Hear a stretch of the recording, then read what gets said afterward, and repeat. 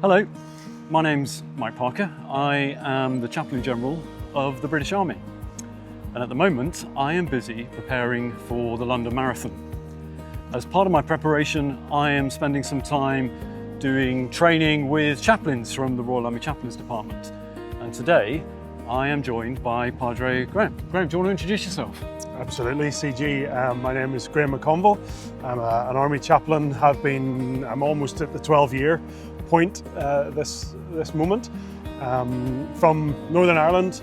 That's great, mate. You may have noticed that at the moment we are walking. In a few moments, we're going to jog a few paces. But one of the things I've been reflecting on with people as I've been accompanied in doing this mile with the CG project is the balance of physical and spiritual. And of course, when we think about physical, it's great when our physical bodies are in superb condition and all is working well. But there are times when that's not so. And I guess that's probably where you are at the moment, Graham, in terms of recovery. It is. So about a year ago, almost to the day, I injured myself skiing and I caused a hernia in my stomach. And so the past year has been different for me in the sense of just coming to terms with what that means, physically and spiritually, as you say. So waiting for a long time and managed to have the surgery just over 4 weeks ago here in Salisbury, and have been looked after really well and have managed to take some time out.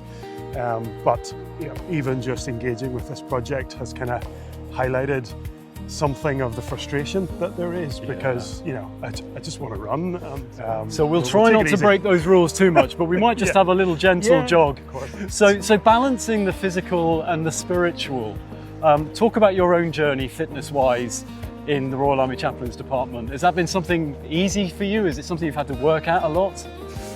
I mean, I'm not sure how much detail we need to go into here, CG, but you may remember that when I turned up at Sandhurst, you were the senior chaplain there at the time, and I think I can probably sum it up by saying there was a keen eye. I felt like there was a keen eye upon me. I have been very fit at times in my life, and then at times, other times not so much, through family or work circumstances, I suppose.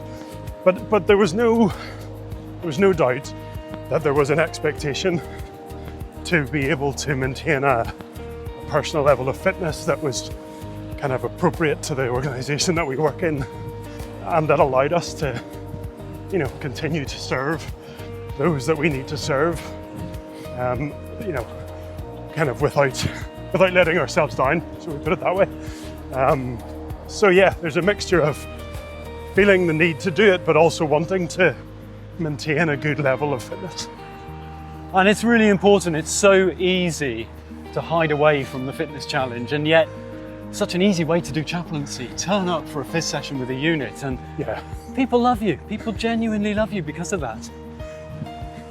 Yeah, no, I think absolutely. I think there's always a desire to be where people are, and certainly when you're at the unit level, you're going to get the most, the largest collective group of soldiers is when they're doing phys, or potentially out in the field, I suppose. But so that's an interesting segue into how we balance our spiritual health with our physical health. How have you been able to maintain your own spiritual health over that 12-year period?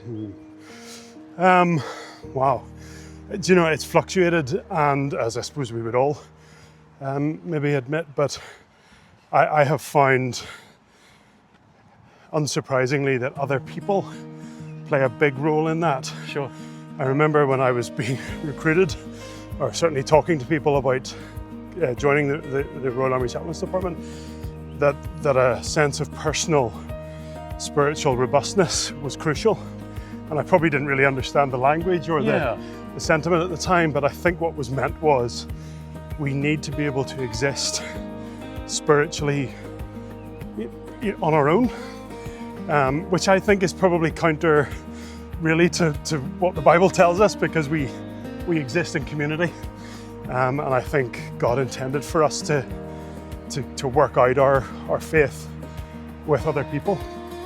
And I've probably then, to come back to your original question, I've probably found it, I'm not sure if easy is the right word, but I found it more natural to stay close to God when I've had good people around me. By good, I mean those that I kind of connect with, you know, who I feel able to share and talk openly about my relationship with Jesus with. Yeah. So yeah, and I guess, you know, being posted to Germany for 3 years, we weren't linked into a church necessarily. We had a garrison church on the camp that I was able to kind of treat as my little chapel, but I didn't have a wider church community around me, and neither did the family. So yeah, times when it's been easier and times when it's been maybe a little bit harder. So just before we go for another little jog, one of the things that we're keen to do within this project is to say something about the link between chaplaincy and our charities, the charitable sector that we draw on for a good deal of work. Have you got any experience of working with particular charities or situations where charities have been able to help?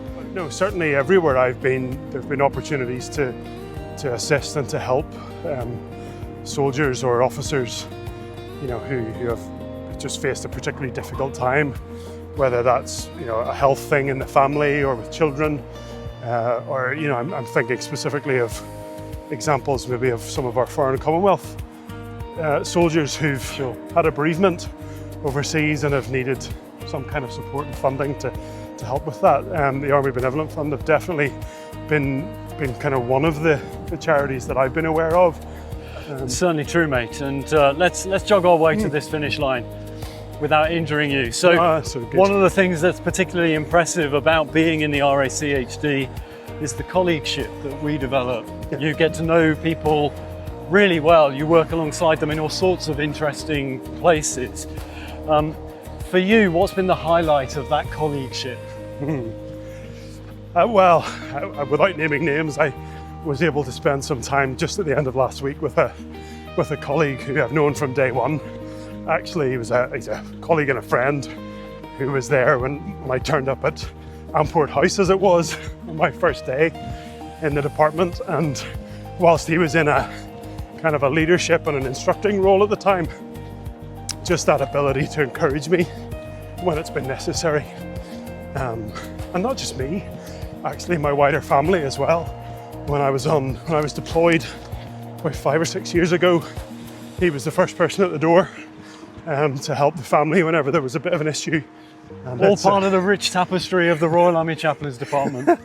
Yeah. Graham, it's been an absolute delight to have a little jog with you as you recover, make your way back to sterling fitness, all in preparation for London Marathon next year, perhaps. Well, we shall see.